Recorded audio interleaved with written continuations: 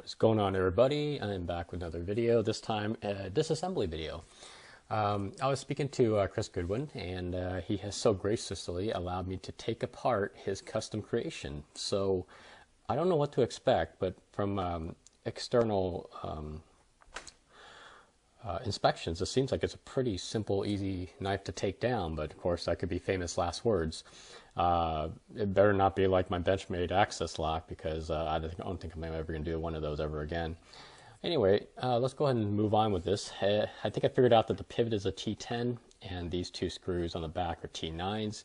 Got a little thing for parts here, so I guess let's go on. My normal first thing is to always take off the pocket clip, but in this case the screw is on the inside, so I'm definitely not going to be able to do that first. So I think I'm just going to go ahead and just go for it and see what happens. But I have been very interested in seeing the internals of this knife. It seems like it's very well constructed, and it just seems very simple, and I'm a big fan of that. I'm a big fan of like knives that are just simply constructed, that don't have like a lot of little fiddly bits that come with it, which ultimately bothers me a lot about a lot of knives. So hopefully this is the same thing and it won't disappoint. There we go. So actually I forgot to do this on video, but I have inspected a knife, and it was basically the same exact way I received it, which is dead on centering. The action is really good still on it. So if I put this knife back together and the centering's off and all that, that's just going to be on me, because I guess I just don't have the skills to put it back together properly. I'm wondering if this actually does it. Let me see here, because that's only 3 screws. Does this actually come out now? Let's see here. Oh, it sure does. Okay. So here we go. Let's get this off here. All right, so the first thing is, let me stand up here. It's kind of hard to see the camera at this angle. You'll see the cage bearings, single row. Just get that out. Just very, yeah, it's just actually pretty simple, really. There's not much in terms of complexity to it. So let's go and set that aside in here. Go and look at the other side. So we have the pivot screw, which I'm about to just take out, right? Her pivot, yeah, pin, actually. And we'll take out the other side as well. So, again, single row bearings and the pivot pin. Now, I didn't notice this last time because the details are so subtle, because that's just how awesome this knife is that his maker's mark is actually on the pivot pin. You can see the little kind of a C and a G melded together. I know the lighting here is just incredibly horrific. I'm so sorry, guys. See there you go, the C and the G right there on the pivot pin, which is great because there's no need to put a maker's mark on the blade and billboard everything on there, which is awesome. I love it. For the most part, this knife is pretty clean. I think Chris tuned it up and cleaned it before he sent it to me. And let's see, look at the other side here. Here is the internal screw that keeps the pocket clip on. So it looks like it posts into this back hole here, and then you just keep it in with 1 screw. Brilliant. No need for 2 screws. Well, here's the shot of the lock bar. Very cool. Very simplistic. I love this. This is absolutely what I'm talking about right here. And I'm just going to keep that stop pin in here. I'm not too sure if it comes out, but I don't want to find out. The less parts I have to take apart on the knife, the better this is going to go.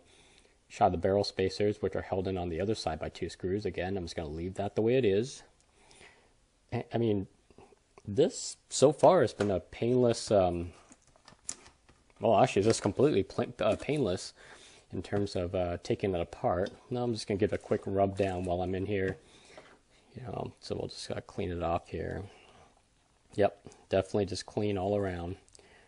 I'll rub this. But of course, it's been in my pockets, so who knows what's been in my pockets. It's probably just really dirty in a microscopic level here.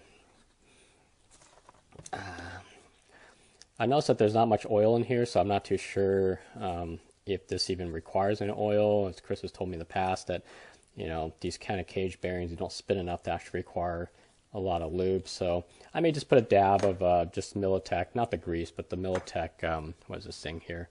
Dry lubricant, maybe just one little pinch on there and see what happens. I have to say, my experiences with this knife so far is really, really awesome. I have been using it for food prep, which is kind of overkill. I have used it as just a normal, like, kind of a knife for just cutting into my food, which hopefully I'll remember to upload the pic of that when I do the full review video of this, you know, which should be at the end of this coming week, because I do have to send the knife back. So I'm trying to experience all I can with this knife before I send it back. Get that all out of there. See here. There we go. Yeah, very awesome. Okay, so, well, this is not going to be a very long disassembly video, I hope, because there's not much to take apart and put back together. So, let's get the cap back on there. In my true fashion, I guess I don't really have to fast forward at anything at all through this video. Let's put this bad boy back in here. Oh, let's see here. Come on. All right, so let's get the pivot pendant back in first. So that would be this. Back in there. See, I don't know. We'll just put, oops, that's a little too much. There we go. Let's clean off that little excess here. There we go. And I guess that's good enough, I hope. We'll know when I put this thing back together. All right. There, okay. So that's back in where it's supposed to be. All right. Grab the other side. Put just a dab on the track there. I think this goes this way, yeah. So I'm gonna put that on there first.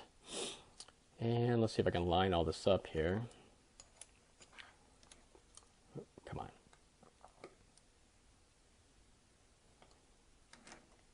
Get the lock bar out of the way.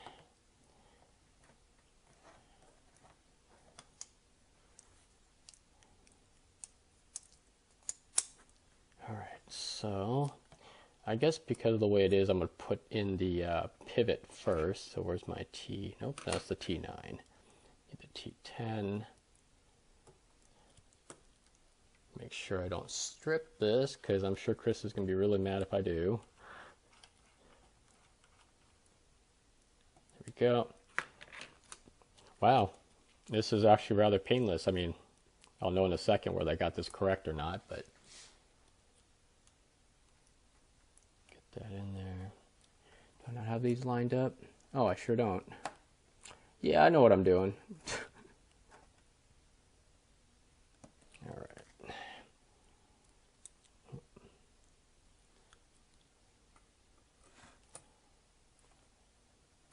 There we go. All right, so put that back on there. Okay, so let's take a look at this here. Let me just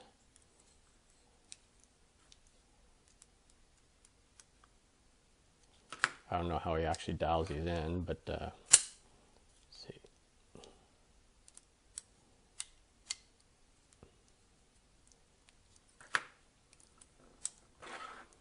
All right, let's take a look at the centering here. See if I'm as good as he is in putting these back together. Well, for the most part, I think I got the centering pretty much dead on. Actually, this is awesome. This is basically a, okay, maybe it's like a hair off. This is basically a tribute to his quality and craftsmanship, because I am by no means a knife maker, obviously, but but his tolerances are so good that even I can get it back together into a decent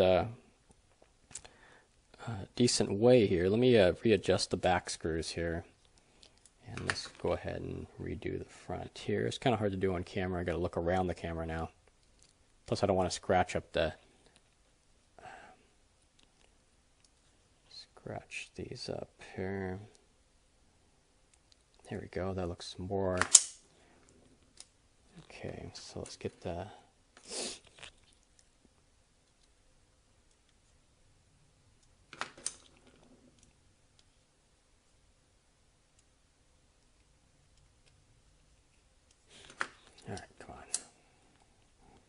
Come on, let's see what we got here.